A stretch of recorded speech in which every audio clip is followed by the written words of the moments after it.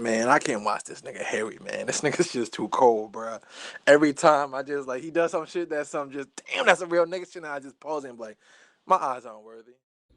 Yep. You know what time it is. It's time for the Show's Law Podcast. You know who I am and what I do. Rob Shaw, a.k.a. the Pod God, a.k.a. say it with me now, Harry Potter. And special guest today, former Siena Saint. Or do we only refer to you as a Northwestern alumni? Anthony Gaines is in the building, 845's own. What up, Ant? What's going on? Yo, me and this guy go back. Like, I had him for Big Brothers, Big Sisters, and he was the only 8-year-old catching two-hand bodies at Sophie Finn.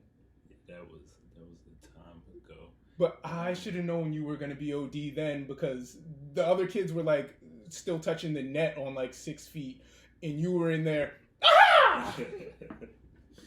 No, I've been blessed for sure. So, all right, first of all, school's super important. Like, you know, my kids are going to jump in and ask some questions. So, what's your degree in? I got a communications degree. I finished with that my junior year. At the end of my junior year, maybe started senior year at Northwestern, and then I just finished up my MBA program at Siena. So. Round of applause. Black excellence in the building, baby. All right, let's jump into just some fun stuff.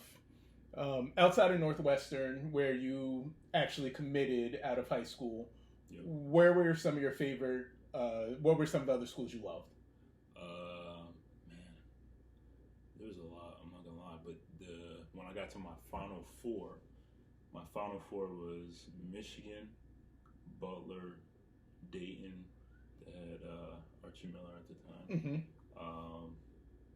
And GW. Oh, Northwestern. I'm tripping. All right, Northwestern. It was Northwestern, Butler, Dayton, and Michigan. So we were talking to you at the time, like not a ton, but like me and my brother were like, yeah, I think he's gonna wind up at Michigan. That's where we had our money. Our money was on Michigan. It's funny. I don't even remember when I got that offer. I think it was going into my senior year. It was last summer. I was at the Victor Oladipo camp down in DC. I got a call from them, and they were actually asking me to come out in 2016. So I would have came out of there in 2016, my original year, because when I went to New Hampton, I had reclassed. You had reclassed. So that would have been my original 2016 Michigan, and then obviously I didn't go that year, but they stuck with me. I didn't even take that visit though. You didn't? I didn't take the visit. That was gonna be, something went wrong with my schedule, and I had scheduled. I think it was Dayton or Butler one weekend, but the same weekend, thinking because they're both in Ohio, right? Thinking they're two different weekends. So where is Butler? Indiana? Butler's Indiana. Nah, Butler's Indiana and Dayton's Ohio. Dayton's Ohio, but they're not super far. Nah, but I ended up having to do them I switched up the order of them. It was crazy, but Northwestern was my last visit before I made a decision.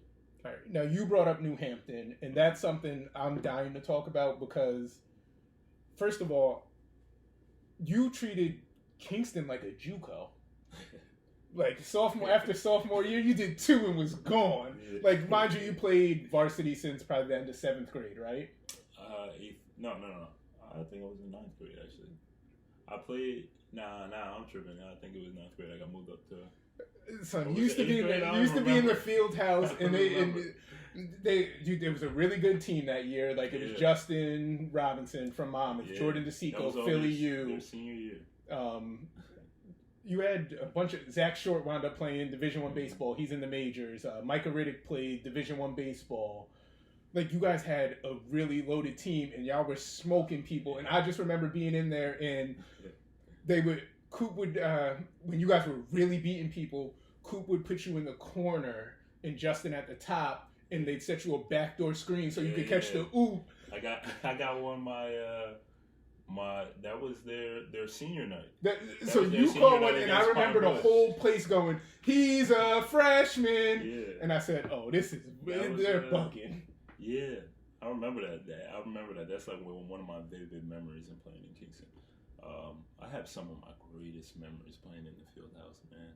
I tell people all the time that's one thing I do miss that I did miss out on. Aside away from being like around my brothers, watching them grow up, my mom is like playing home in front of your people. Because it was crazy. I left my sophomore year. I was like 15, 14 years old. No, you were a kid, but so being away from home from then, I was like, the only time I was coming home was like for a weekend, all the way through college. So it's like I didn't really get a ton of time spent home. That's the one thing I do miss, but forever grateful for the path I took and all the things. So can you take us down that path? Because me and you were talking before we got on the camera. So for Kingston, I won't speak for the whole 845 in general, but for Kingston and like the 2-3 towns near us, you're one of the few outliers. Like it's you, Dior Johnson, Tyler Lydon, that like are on the national stage, and you're gonna have your choice of colleges. That doesn't happen to a ton of people locally. Justin Robinson went to Monmouth, had a great career. I know Justin. Justin had to fight for his scholarship. Darnell Edge out of Saugerties had to fight for his scholarship to Fairleigh Dickinson. And like that, Brian Moore he did a year of prep and then 2 years of JUCO before he went to Murray State. So you're the outlier. You're on the national radar. Like I'm watching 5-star dudes everywhere, and then I'm like, is that Ant with the CY? Is that Ant with City Rocks EYBL? Yeah. Sure enough, that's him ripping off the rim at Boo Williams. Like, so tell us about your path. What went into your decision to leave Kingston at 14, 15? Honestly, it was strictly basketball. When I was young, I never thought about college. It was just, I just wanted to hoop. That's all it was. I just wanted to hoop. So it was one of my games against Troy. We played Kingston. We played Troy. It was JV year. Got introduced to play City Rocks that year. That year I was there, Tyler was already a part of the program. Mm-hmm. So Tyler Lydon, Pine Plains, Syracuse, for those that don't know. So he was with City Rocks before I was. That's how I met him. Because I don't think I met him before then. That's how I met him, built a relationship with him. And we were practicing, so Tyler was there. And Tyler was already at New Hampton. Mm-hmm. So he came to practice, but he was coming from school. So I think Hutch came to see him. For those who don't know, that was my coach at New Hampton. Okay. So he came to watch the practice, and then that's when he saw me, spoke to me about the opportunity. Then it went on to speaking to Tyler. Tyler told me about it, what he was able to get from it.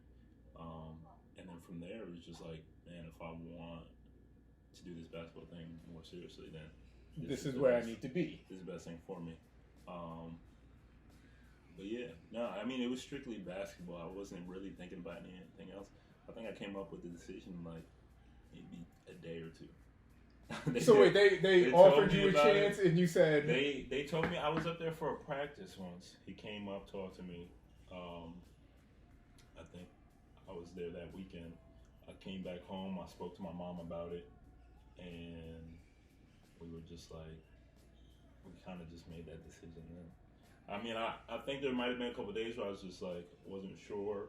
And mainly part of that was telling the coaches and your friends. Yeah. So part of that, it was a little back and forth, but for the most part, my mom was set. And you have a very good relationship with your mother.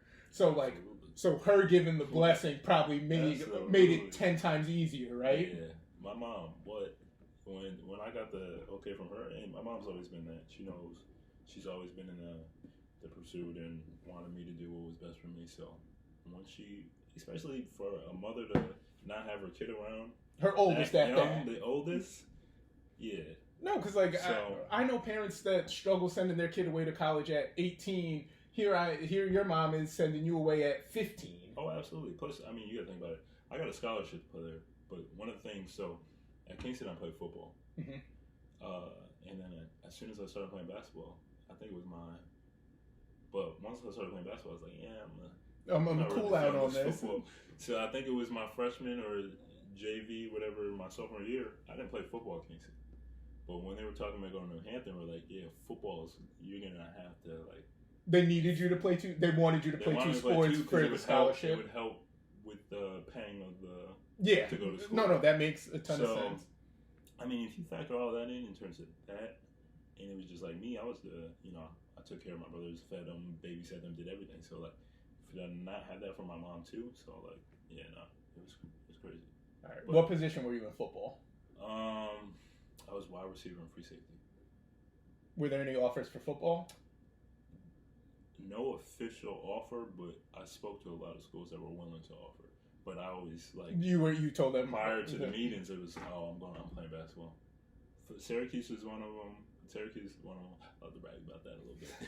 only because it's like, man, my mom wanted me to play football. She thought, to be honest, at that time in high school I was best at football. Yes. Well, for those that don't know your game, explain it, and then that might help them understand why you might have been better at football at a young age. Absolutely. I mean, I was just an athlete. So, in terms of he's selling himself short. This dude was a freak. When I tell you he was in third grade dunking on 8 feet. So, yeah, I mean, it was just really just being an athlete, and because football was my main sport growing up. I didn't play organized basketball until Biddy, my first year at Biddy, I was maybe 9. So I didn't play till late. I didn't play basketball like that. I used to play at the rec. But not I used to play, but not a really official play. Yeah, of course, pick up and all that, but I never played organized. All right. Until later. So how do I put this? But yeah, in terms of the games translating, I mean, think about it. I play defense. Mm-hmm. So in football, you play free safety. I mean, it's just I feel like that's the one thing about football. If you're good at football, it's you're a great athlete. And those things carry over to basketball in terms of defense, rebounding, hustle. I mean, I'm fucking running around. I don't mind getting physical, things like that. So, I mean, that's where you can kind of see my game translate. Let me put his athleticism into perspective. Name some of the dudes you played with on the EYBL circuit, that you played against. Just run a couple NBA names off for him. I mean, anybody. Most people know now. So, De'Aaron Fox. When people ask me one of the toughest people to guard, man, I think of EYBL. De'Aaron Fox is so fast. How tall are you, Ant? I'm about 6'4". Ant is 6'4". He played EYBL with 7-footers, Miles Bridges, and that all those. Miles Bridges. I played against Jared Vanderbilt. All those dudes are 6'9". You know who averaged more rebounds than them? This guy, top 5 in the EYBL in rebounds at 6'4". One of my toughest matchups in high school. I'm blanking on his name. They had matched me up. I had to guard DeAndre Ayton. So imagine you see. So how's he giving it up on defense then? He's already rebounding he's 7'5". Oh yeah, I was always guarding the best players. So all those guys, that's who I had to match up against. Who would you compare your game to? I have my answer. Man,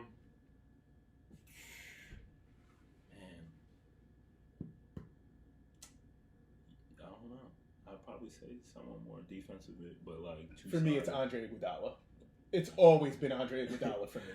Honestly, he was one of those guys who I watched growing up weirdly. I loved when he played for the Sixers. But yeah, I think about him. I think about a lot of defensive guys and trying to progress as a player to a two-way player. I think Marcus Smart or PJ Tucker, someone who dogs.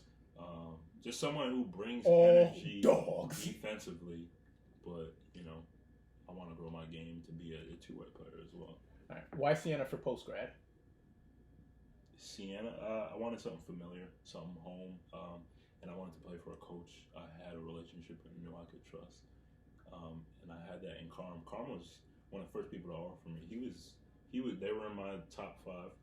He was recruiting me when he was at GW. Okay. But even when because he knew I wasn't really going to GW. He knew, but because our relationship was so strong, that's the one reason that school was of interest to me. But I had a great relationship with him. He had a great relationship with my mother again. And that matters. And that when my mom when I told her Carm was recruiting me again, and I kind of knew if I was going to the portal that was going to be. That's where you wanted to go. So, Yeah, my mom was all for it, so it was an easy decision. Where are you playing this year? I'm going to Australia in February. Are you hype? Like, No, I'm excited. I'm excited to just be hooping again. nah, but like, bro, you're a pro. Yeah. No, yeah, I know. It feels weird saying that now. So, what was the process like? Can you walk us through that? Like, all right, you graduated, and then take us from right after you leave Siena up until now, basically. Well, I didn't really leave Siena until like a month ago. So you just graduated? My process was different than most because I had the last game of the regular season. I tore my ACL. I remember that. So, in terms of playing in any summer league stuff or going into a situation overseas, I mean, I have to focus on rehab. So my idea was, and what they also gave me the opportunity, because technically I had a whole another year. Because of COVID. I had a redshirt year because I had a surgery on my labrum. So my junior year I had redshirted, only played 10 games, and I got that COVID year. Okay. So this would have been another year. So instead they said, you just stay here, get your surgery, the school pays for it, I continue taking classes, I could work out, train, do everything I need to, finish my MBA, and then from there, as soon as I'm done with that, healthy, like the timing and everything worked out, and then go play overseas then. So that Australia was already interested in you prior to the ACL tear? No, I didn't. So how'd you hook up with them? Because during that time, I wasn't really entertaining anything during the season. So, and then, I mean, I didn't think about getting an agent. I didn't talk to anybody. People have reached out, but I didn't talk to anyone because it's like, I gotta get surgery. So, like, no team wants me now anyways. So, I started my process midway through my surgery when it was like, they can get an idea of when I'll be back. Okay. So then my coach at Siena took care of all that in terms of reaching out to teams, talking to people. Yeah, Carm took care of all that. He set that opportunity up for me. Appreciate him for that. Was there ever a time in your career where you didn't think basketball was an option anymore? Like, I'm gonna have to be like Rob Shaw and get a regular job after this? No, I don't say that because, I mean, I've been through enough to make someone want to stop. I've had 3 surgeries already. Where have you had surgery? You had your ACL, your labrum. My ACL, my labrum, and a Jones fracture in my foot. So I got a screw in my foot. Jones fracture, gang. I had 2 Jones fractures in my foot. I got that one my sophomore year.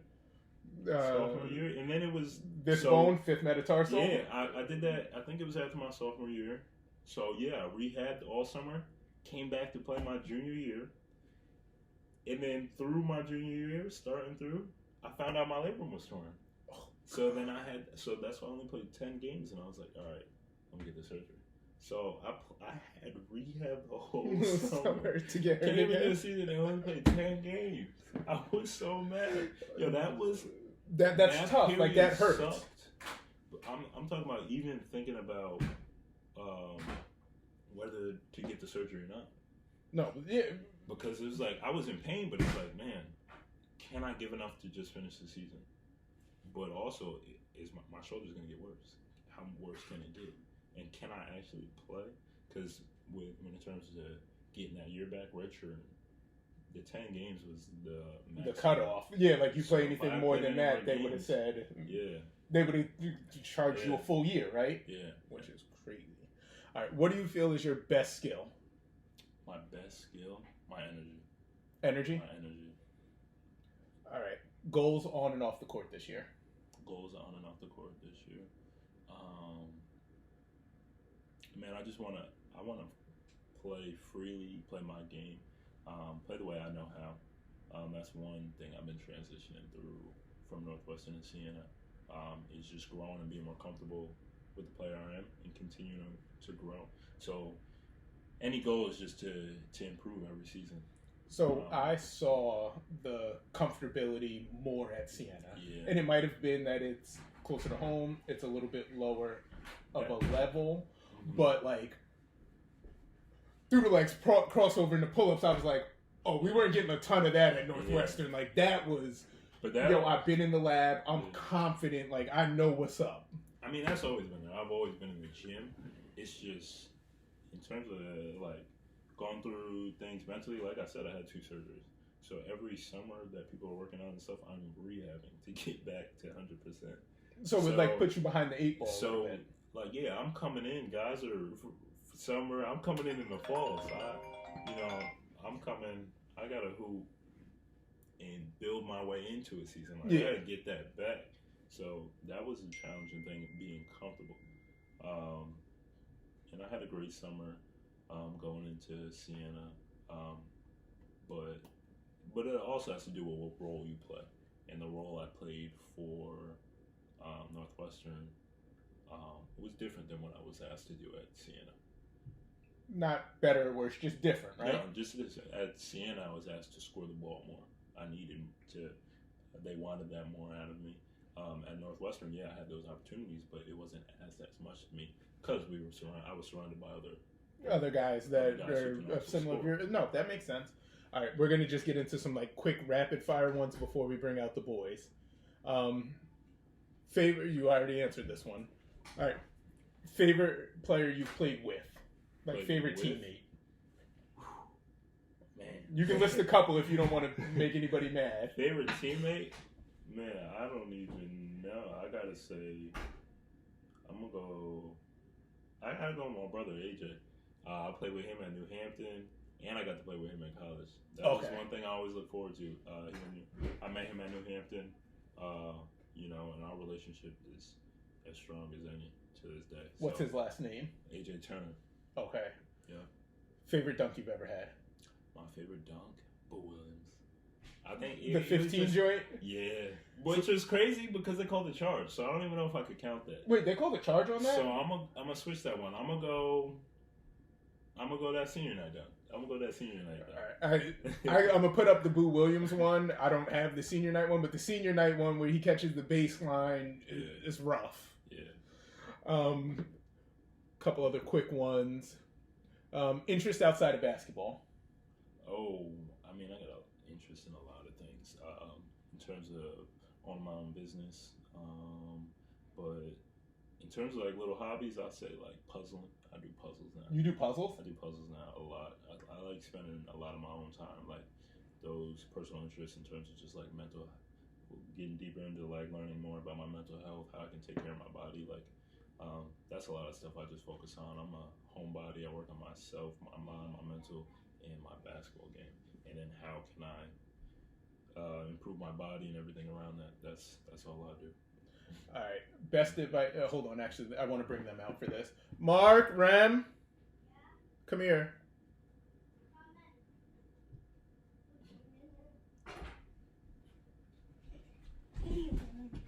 Hey. Where's your brother? He's coming. All right. So we're supposed to should do. Come towards me. Here. Stand up. All right. Swing your feet so Marcus has room. We should do the bench. All right. All right. First question, and then I'm gonna have them ask you. This one I just wanted them to hear. What is your advice for young athletes? If you want to excel in any sport, whatever it is you do, just work hard and always remember that love for it. I think once you get to a certain age, things get a little more political than it needs to be. And to speaking as someone young, they may not know what that word means, but just play it to have fun and to get better in whatever you do every day. But always work hard, especially if you want to Rule be great. 5. Have fun. All right, Marcus, you want to start with one of yours? Like, I'm telling you, psychopaths in this house, like they write out their own questions. Like we do the work. How do you respond to trash talk? To be honest, I love it. If someone talks to me on the court, I feed into that in terms of a player. But if it's the crowd, to be honest, when I play, I don't hear or none of that. Like I don't see it. Like when I play, I'm locked in on the game. So the only trash talk I get is from another player, and that makes me. That hypes you up. That hypes me up. So. All right. Ask one more, and then we'll go to a Remy one. What inspires you? What inspires me? My mother. My mother. I think I work so hard. People ask me because I get a lot for it now. Like, why do you work so hard? And it's because seeing my mother work so hard. So it's like, why can't I? Why not basketball and your mother? What inspires me? Nah, that's what inspires me. My mom does, but I love, and I show it in how I play basketball. This one, Remy. Favorite sports drink? Favorite sports drink? No, absolutely not. Talking a real voice. Favorite sports drink? I'm gonna have to go water. Water? I'm not a big I'm gonna go water because there's too much sugar in most sports drinks for me. I would pick energy drink. An energy drink? What type of energy drink you drink? I don't drink yet. You don't drink them yet? But when I get older, I don't drink fine till I did. I think Gatorade will be your favorite. All right. Different sports besides basketball. And talk in a big boy voice, please. Different sports besides basketball. Besides basketball, football. Football? Football. Football. My first sport ever, soccer. Same here. For real? Yeah. When I was 4, I think. Follow-up question. Do you have a favorite football team? Do you have a favorite football team? Giants. Giants? Giants, yeah. I got it. Root for the home team, the New York Giants. What do you do? Yeah. Every question. What number do you wear and why? That's a good one. I wear number 11. When I was young, I actually wore number 9, but in any organized basketball, you can't wear a 9 because of how the refs signal, need to do the fingers. unless you're in the NBA. But I wear 11 now because I don't know. It was my brother. I was going into. I think I was going into Northwestern, and I was deciding on a number, and I think it was 11 at the time, because my brother AJ was also wearing it. I talked to him about it, and I stuck with it. How about this one? That's a good one. What does it feel like to dunk? It feels great. You kind of just like. I know. It's a little bit of an adrenaline rush. Does it hurt? Does it hurt? It does. I'm not gonna lie. If I dunk too hard, because most of the time I can't palm the ball, so I'm just like, that's why I bring it back. I let the momentum of the ball stay in my hand, but my wrist is hitting the rim. So enough times it gets hard to pull my hand back. So in that sense, it does. You chill out in the air when you're floating and you're not near the wind. You chill out in the air. When you're not near Do the you want wind. to ask one more? Yeah. Yeah. What is the craziest dunk you can do? Craziest dunk? I don't know. What's crazy to you? I could do a windmill between the legs. Look at him showing off. 360. What's crazy to you? At 360, what at windmill. I'd probably say the between the legs. Between the legs, yeah. I first did that at the Y. I think there's a video of it. I think I was what? Down, please. In 9th grade, maybe? Something like that. 9th grade? Yeah. All right. Guys, tell Ant thanks for letting you ask your questions. Thank you. Thank Of you. course, of course. Thank you. All right. Thank I'm you. going to sign Thank off and then. you. Thank you. All right. Bye. Wait! We're forgetting something. We're going to do it. You want to stand here and do it? Yes. All right. I want to thank our guest, Anthony Gaines. We want to wish him all the best in Australia next month and for his season. This has been the Show's Law Podcast. And like that. Wow. Harry Potter, by the way. Don't forget. My turn.